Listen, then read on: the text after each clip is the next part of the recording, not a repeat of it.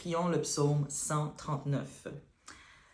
Éternel, tu me sondes et tu me connais. Tu sais quand je m'assieds et quand je me lève. Tu pénètres de loin ma pensée. Tu sais quand je marche et quand je me couche, et tu pénètres toutes mes voies. Car la parole n'est pas sur ma langue, que déjà, ô Éternel, tu la connais entièrement. Tu m'entoures par derrière et par devant et tu mets ta main sur moi. Si jamais tu avais un doute que le Seigneur est avec toi, si jamais tu avais un doute en fait que le Seigneur t'entend, qu'il te connaît, qu'il voit tes peines, qu'il voit tes pleurs, qu'il entend tes cris, qu'il voit tes douleurs, qu'il ressent tes douleurs, le psaume 139 va te mettre vraiment la lumière sur le fait que le Seigneur t'entend, il te connaît et il connaît déjà tout de toi. Il sait exactement ce que tu es en train de passer à travers. Donc, on peut le voir juste avec les premiers versets. Donc, quand que tu marches et que tu te couches et que tu vas quelque part ou que tu es en train de juste être à la maison, que tu es au travail, sache que l'Éternel te connaît déjà entièrement. Il te voit, il connaît tes pensées, même avant même que tu le penses, même avant même que tu ouvres la bouche. Il t'entend et il sait exactement ce que tu penses. Le Seigneur est en contrôle de ta situation. On peut descendre au verset 7. Où irais-je loin de ton esprit? Vraiment, où est-ce que tu peux aller et que le Saint-Esprit n'est pas avec toi? Pense-y quelques secondes. Nulle part. Et où fuirais-je loin de ta face? Nulle part. So the Lord knows it all. Si je monte aux cieux, tu y es. Si je me couche au séjour des morts, t'y voilà. Si je prends les ailes de l'aurore et que j'aille habiter à l'extrémité de la mer, là aussi ta main me conduira et ta droite me saisira. Donc, peu importe là où tu vas, peu importe là où tu arrives et puis tu te retrouves dans une embûche, le Seigneur va te saisir. Aie cette foi et aie cette confiance que le Seigneur sait déjà tout ce qui va se passer. On n'a pas à se poser la question pourquoi est-ce que le Seigneur laisse telle chose arriver. That's not about your business. What you need to know, c'est que le Seigneur est avec toi. Quand tu te couches, quand tu te lèves, quand tu marches, le Seigneur est avec toi et il te conduira. Et sa droite te saisira. Donc, toi, ce que tu dois faire, c'est avoir la foi. Toi, ce que tu dois faire, c'est t'assurer d'avoir la parole imprégnée en toi. Toi, ce que tu dois faire, c'est t'assurer de toujours demander au Saint-Esprit de t'accompagner, de toujours demander au Saint-Esprit de te guider afin que le Seigneur, justement, puisse te conduire et te saisir.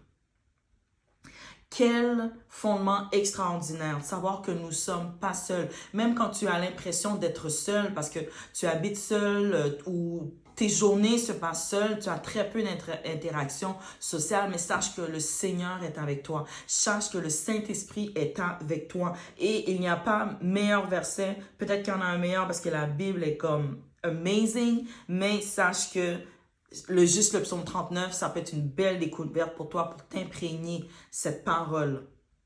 Le Seigneur sait quand tu marches, il sait quand tu te couches. Le Seigneur sait exactement quand tu t'en vas et que tu arrives dans une place où on appelle les ténèbres.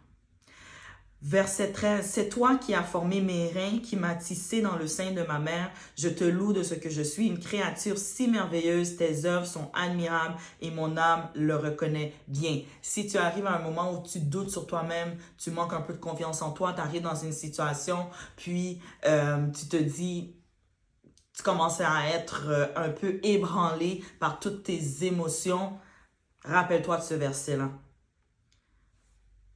Tu es une créature si merveilleuse et tes œuvres sont admirables et mon âme le reconnaît bien. Donc dis-le, je te loue Seigneur parce que je suis une créature si merveilleuse. Tes œuvres sont admirables parce que tu m'as créé, donc je suis admirable. Et mon âme le reconnaît. Oui, toi, nomme-toi, tu le reconnais. Tu le reconnais que tu es admirable. Tu le reconnais que tu es une créature si merveilleuse. Pas par ta propre façon, mais par Dieu éternel. Mon cœur n'est point caché devant toi lorsque j'ai été fait dans un lieu secret. On va sauter au verset 16. Quand je n'étais qu'une masse informe, tes yeux me voyaient. Donc, même avant la conception, déjà, l'Éternel te voyait. Il voyait déjà toute ta destinée, toutes les embûches, les bons moments, les mauvais moments, c'était déjà là devant lui. Donc, il est déjà en contrôle, il est au contrôle. Et sur ton livre était tout inscrit, les jours qui m'étaient destinés.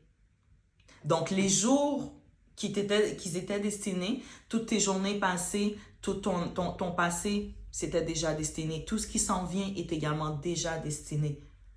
Donc, sachant que tu relâches ça et que tu laisses tout dans les mains de Dieu, sache que tout sera bien pour toi parce que le Seigneur est en contrôle. Si tu commences à réfléchir à tout le contraire, comment est-ce que c'est négatif, tu vas le ressentir, ton âme, tu vas être dépressif, tu vas être oppressif et là, tu vas à l'encontre de ce que la parole de Dieu dit.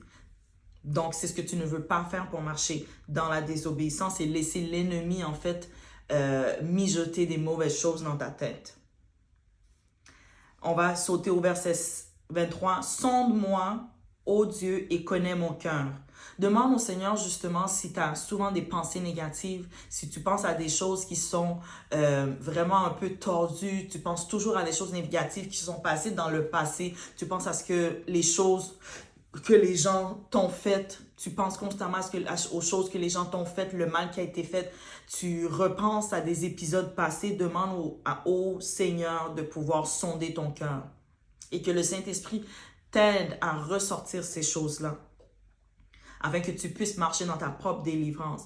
Éprouve-moi et connais mes pensées. Demande au Seigneur de t'éprouver et de connaître tes pensées. Il les connaît déjà, mais qu'il puisse ressortir telle pensée qui revient souvent à un certain moment de ta journée ou à un certain moment de l'année qui fait en sorte que tu retournes dans cet environnement ou dans cet état négatif.